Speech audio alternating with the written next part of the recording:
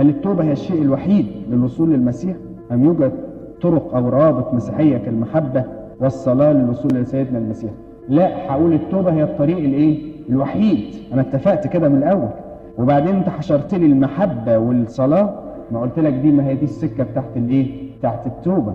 يعني أنا التوبة بنقرأ الإنجيل، لا مش عارف أحب كويس، لا هحب أكتر، لا مش عارف أصلي كويس، لا هصلي أكتر عشان أوصل للمسيح. يبقى الصلاة والمحبة والصدقة والطاعة وتنفيذ الوصية دي كلها وسائل بتقرب لي السكة. لكن حياتي كلها لغاية لما اتحط في القبر حياتي كلها توبة، وربنا يديني نعمة أعرف أتوب كويس في العمر اللي مديهولي ده بس.